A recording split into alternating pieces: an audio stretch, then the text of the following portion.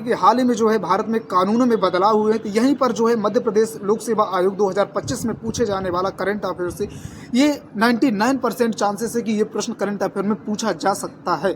देखिए कौन सा प्रश्न है। हाल ही में जो है जैसे ही 1 जुलाई को कानून जो है लागू हुए भारत में, तैसे ही मध्य प्रदेश के, क्योंकि मध्य प्रदेश का ही है, तो मध्य प्रदेश के ग्वालियर जिले के जो है हाजीपुर थाने में जो है इंडियन पैनल कोड की धारा 303 के तहत, यानी कि नए कानून के तहत, यहाँ पर आप लोग याद रखेंगे कि पहली बार जो है FIR जो है दर्ज की गई। तो आपसे प्रश्न पूछा जा सकता है कि नए कानून लागू होते हुए भारत के किस राज्य में, ये किस धारा के तहत और जो है किस पुलिस स्टेशन में पहली बार जो है रिपोर्ट को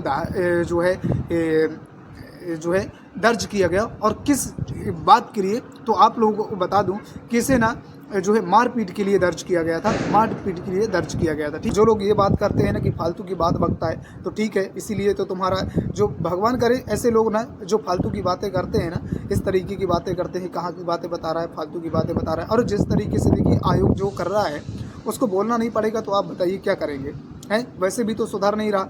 अभी आप लोग देखिए, अभी भोपाल की जो है लगातार खबरें आ रही, उसके बारे में मैं कुछ बोल रहा नहीं। अभी भोपाल से खबरें आ रही हैं, आप ही के जैसे ना स्टूडेंट और विद्यार्थी हैं, वो भी तो विद्यार्थी हैं, जो लोग ये बोल रहे हैं कि हमें जो है सील खुला हुआ पेपर मिला था। अब इसके बारे में आप क्या कहेंगे? अब कोई एविडेंस है, कोई इसके लिए है? एक बात और मैं बता दूं, जितने भी लोग MPPSC प्री 2025 की तैयारी करने जा रहे हैं, उन सभी लोगों के लिए खासकर जो हाल ही में जो है धाराओं में जो है चेंजेस हुए हैं, हाल ही में जो है नए कानून आए हैं, तो आप सभी लोगों को मैं बता दूं कि IPCIQ यानी कि प्रीवियस ईयर क्वेश्चन पेपर कम से कम मिनिमम और मैक्सिमम हो सके तो मिनिमम 10 साल के और मैक्सिमम हो सके तो 15 साल के आप लोगों को previous year question paper MPPSC द्वारा पूछे गए पेपरों को आप लोगों को एनालिसिस करना है, देखना है किस तरीके से पेपर पूछे जाते हैं और किस तरीके से जो है पेपर के पूछने का लेवल होता है। आप लोगों को पता चल पाएगा किस तरीके से जो है MPPSC पेपर को पूछता है। ठीक है ना, पहली बात ये। दूसरी बात ये कि आप सभी लोगों को ना सबसे पहले लूसेंट की बुक को पकड़ना है और लूसेंट की बुक को पकड़कर कम से कम आप लोगों को 3 से 4 महीने आप लोगों को केवल और केवल लूसेंट की बुक को पढ़ना है। लूसेंट की बुक, जैसा कि आप सभी लोग जानते होंगे कि हर एक चाहे आप किसी भी क्षेत्र की बात कर लें, चाहे वो मध्य प्रदेश की हो, चाहे पॉलिटी की बात कर रहे हैं हम, चाहे जो है जियोग्राफी की बात करें हम, चाहे हम अर्थव्यवस्था की बात करें हम, चाहे मध्य प्रदेश की हो, चाहे भारत की हो, चाहे जहाँ की भी बात कर लें हम, वो सारी की सारी चीज़ों को जो है कवर करती है। एक ऐसी बुक है जहाँ से छोटे छोटे बनने वाले प्रश्न MCQ जो कि आप लोग को नहीं बनते, और जो लोग कहते हैं ना कि हमें सर हमने बहुत पूरा सिलेबस कंप्लीट कर लिया है लेकिन अभी तक हमारा जो है प्रीलिम्स नहीं कर पा रहा और 2-4 प्रश्न हमसे छूट ही जाते हैं, 4-6 प्रश्न, 8-10 प्रश्न, पता नहीं क्या होता है। हमें 2 साल से तैयारी करते हो गए। तो पुराने लोगों के लिए भी एक खासकर बात है कि आप ना लूसेंट पढ़ना ज़रूर स्टार्ट कर दीजिए, क्योंकि लूसेंट का बहुत बड़ा रोल है। और यहाँ पर फिर इसके बाद लूसेंट के बाद आपको क्या पढ़ना है, तो लूसेंट के बाद मैं बता दूं कि पुणेकर की एक बुक आती है MP के लिए, यानी कि मध्य प्रदेश का सामान्य ज्ञान और मध्य प्रदेश GK पढ़ने के लिए MP यानी कि पुणेकर की एक बुक आती है, बहुत ही मस्त बुक आती है। एक थोड़ा मोटी रहती है, तो मैं कहना चाहूँगा कि लेकिन MP के लिए ना 2 बुक आप लोगों को रखना है। एक पुणेकर की रख सकते हैं, ऐसा मैं नहीं कहता कि नहीं उसी को रखना है, रख सकते हैं, और एक और भी कोई बुक रख सकते हैं अपने हिसाब से जो आप लोगों को अच्छी लगे। ठीक है ना।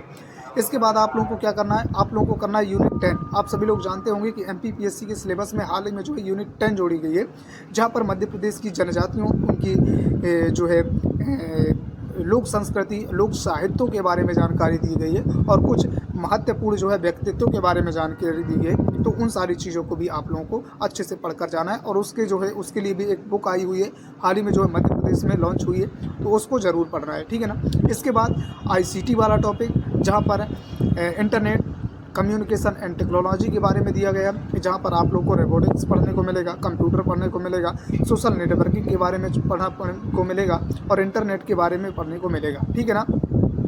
तो ये देखिए मैंने बता दिया, और इसके बाद आप कुछ भी आप इसके बाद सिलेबस के अनुसार पढ़िए। तो यहाँ पर देखिए आप लोगों का क्या है, जो आप लोगों का जो है जो पोर्शन लोगों का जो है वीक हो जाता है, वही पोर्शन आप लोगों का मजबूत हो जाएगा, और आप फिर सिलेबस के अनुसार पढ़िए और फिर पूरा का पूरा रिवीजन करते हैं। एक बात और जो इम्पोर्टेंट याद रखने वाली बात है स्टूडेंटों के लिए, कि पेपर देना और बुक पढ़ना बहुत अलग अलग बातें हैं। देखिए कुछ लोग करते क्या है कि बहुत सारे जो है गड्ढा लगा लेते, आपको गड्ढा नहीं लगाना।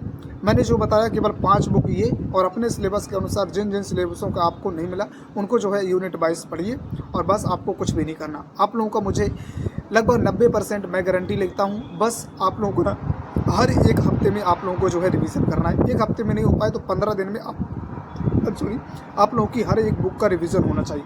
15-15 दिन का आप गैप बनाइए। 15 दिन में जैसे आपको थोड़ा बहुत माइंड से निकलेगी तैसे फिर आप पढ़ेंगे, फिर दोबारा से सेट हो जाएगी। अगर इस तरीके से करके आप कम से कम जब तक आपका प्रिपेयर नहीं होता तब तक आप कम से कम कोशिश करें कि 8 से 10 बार आपका रिवीजन हो जाए और सिलेबस को पढ़ते हुए कंप्लीट तरीके से, तो ज़रूर मुझे ये आशा रहेगी कि आप लोगों के जो है एग्ज़ाम निकलने के, प्री को निकलने के 2025 के बहुत ज़्यादा चांसेस हो जाएंगे।